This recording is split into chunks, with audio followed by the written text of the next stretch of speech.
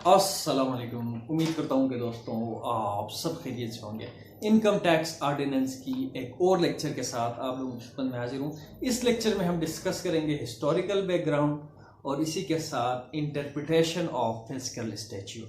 ये दो चीज़ें हम इनकम टैक्स ऑर्डिनेंस 2001 के हवाले से इस लेक्चर में डिस्कस करते हैं। सबसे पहले जो है हमारे पास इनकम टैक्स लॉ जो है जो इस खित्ते में आया वो फरंगियों ने लाया 1922 में। उनका मेन ऑब्जेक्ट जो है इस एक्ट को बनाने का ये था कि भाई टू लूट, इस खित्ते के लोगों को लूटना और जो भी लूटी हुई दौलत है उसको बरतानिया मुंतकिल करना था।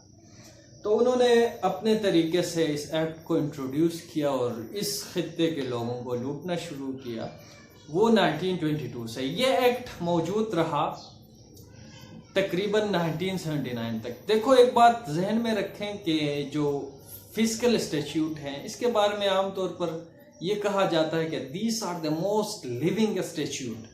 ये हमेशा जो है इन कवानीन में हमेशा रद्दोबदल होता रहता है। तो इसलिए 1979 में जब मार्शल लॉ लगा जनरल ज़ियाउल हक का, तो उसने इस लॉ को चेंज किया। 1972 को 1922 का जो भी एक्ट था उसको ख़त्म किया और नया ऑर्डिनेंस लाया 1979 में, जो बाकी रहा 2001 तक, यानी 2001 तक ये हमारे पास रहा। और 2001 में जब मार्शल 1999 में मुशर्रफ की दौर में एक नया ऑर्डिनेंस आया जिसने ओवर रूल किया अदर जो भी टैक्सेशन से रिलेटेड लॉस थे, और ये ऑर्डिनेंस आया। और इस ऑर्डिनेंस में इस सेक्शन अगर 237 अगर पढ़ लें तो यहाँ डेलीगेशन पावर दिए गए हैं CFBR को, यानी जो उस वक्त CBR था 18 अमेंडमेंट से पहले। प्रेसिडेंशियल सिस्टम इस मुल्क में राइज था, तो CBR central board of revenue था। अभी FBR federal board of revenue हुआ है। तो FBR को इख्तियार दिया गया था कि भाई वो रूल बनाए, अंडर डेलीगेट किए गए थे पावर रूल मेकिंग के लिए FBR को। तो FBR ने उस वक्त जो भी CBR था उसने रूल बनाए 2002 में। वो रूल आए जो integral part of this statute हैं, जो कि अभी भी जो हैं 2002 के रूल हैं वो मौजूद हैं विद सर्टेन अमेंडमेंट्स। तो यहाँ पे जो भी डेलीगेशन हुई वो अंडर 237 ऑफ 2002 का जो भी हमारे पास ऑर्डिनेंस है जो फिस्कल स्टैट्यूट है। तो इस स्टैट्यूट में हमारे पास स्केजुअल है। वो स्केजुअल जो है वो हमें दो चीज़ों के बारे में बताता है। एक तो हमें जो टैक्स रेट है कि भाई कितने इनकम पर कितना टैक्स आयद होगा ये बताता है। दूसरा ये कि एग्जम्पशन अगर गवर्नमेंट किसी भी डिपार्टमेंट को, किसी भी खित्ते को, किसी भी जो भी पर्सन है, पर्सन वाइड डिफिनीशन है, जब हम आएंगे उसकी इनकम के हवाले से अगर किसी हिस्से में एग्जम्पशन देती है, एग्रीकल्चर है या कोई दूसरा सोर्स ऑफ इनकम है, तो उसमें अगर कोई एग्जम्पशन दी हुई है वो जो है स्केजुअल में पाए जाते हैं या स्केजुअल में बयान होते हैं। तो चलिए जी, हमारे पास रूल ऑफ इंटरप्रिटेशन। देखो हाँ, रूल ऑफ इंटरप्रिटेशन आम जैसा है, लेकिन यहाँ कुछ चीज़ें हैं जिनको वाज़ह करना ज़रूरी है, क्योंकि फिस्कल स्टैट्यूट को जब आप इंटरप्रेट करते हैं बहुत सारी चीज़ें जो है मद्देनज़र रखना पड़ता है। इसमें जो है इंटरनल एड हैं, एक्सटर्नल एड हैं। इंटरनल एड वो हैं जो हमारे पास क्या है, इनकम टैक्स ऑर्डिनेंस 2001 के अंदर इसका प्रियम्बल है और इसमें जो भी इलस्ट्रेशन है, सेक्शंस हैं, और सेक्शंस के साथ जो है एक्सप्लेनेशंस हैं, और जो भी मुख्तलिफ क्लासेस हैं, नॉन ऑब्स्टेंटिव क्लासेस हैं, वो भी जो है उनको भी मद्देनज़र रखा जाएगा टू इंटरप्रेट एनी, अगर कोई एम्बिग्विटी है इस फिस्कल स्टैट्यूट में तो उसको क्या किया जाएगा, यानी इन चीज़ों के बुनियाद पर अगर कोई प्रोवाइज़ो है तो उसके बुनियाद पर जो है इंटरप्रेट किया जाएगा, यानी इस एक्ट से ही जो है मदद ली जाएगी।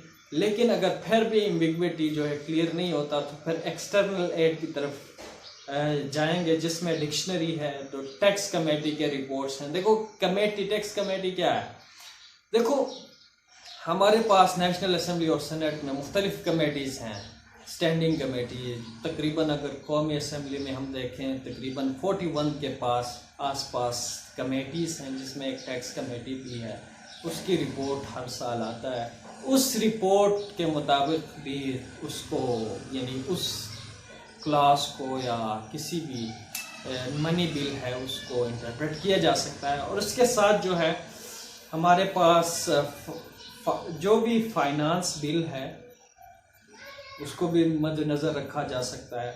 और इसी के अलावा फाइनेंस मिनिस्टर का जो बजट स्पीच है वो भी मैटर करता है। अगर मनी बिल, अगर कोई भी फिस्कल स्टैट्यूट है उसको इंटरप्रेट करना हो, अभी जो आज मेरे ख्याल में बजट पास होगा आज या कल, तो फिर जो भी अभी फाइनेंस मिनिस्टर है उसकी जो स्पीच है उसको भी कोर्ट मद्देनज़र रख सकता है टू इंटरप्रेट एनी क्लॉज या एनी सेक्शन या किसी भी चीज़ को उस एक्ट में।